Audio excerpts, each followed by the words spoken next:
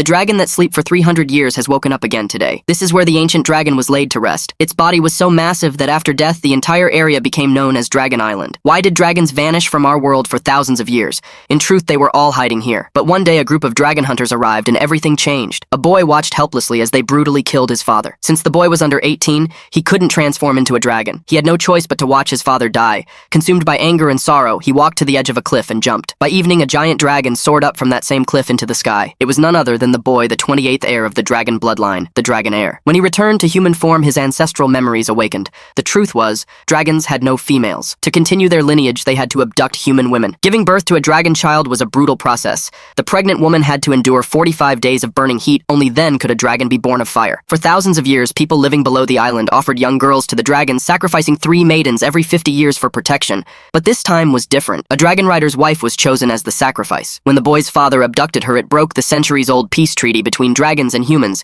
Devastated by his wife's loss, the rider went against the villagers' wishes and set out alone to kill the dragons. He found the right moment and killed the boy's father. Unlike the other dragons, the boy was quiet but kind at heart. As time passed, he slowly let go of his hatred. Dragons had a 7-day wild phase every year, but he didn't want to continue the cycle of cruelty, so he would lock himself in a cave to keep his rage in check. And so over 300 years passed. People had long forgotten the dark history of sacrifices and turned those painful memories into a beautiful wedding ritual. Today was a day of celebration across the kingdom. The king's only daughter was getting married, the groom a legendary dragon slayer. There was joy all around, gifts from nobles, prayers from the people. Soldiers sang a familiar song known as the Song of the Dragon. It was traditionally sung before every dragon hunt.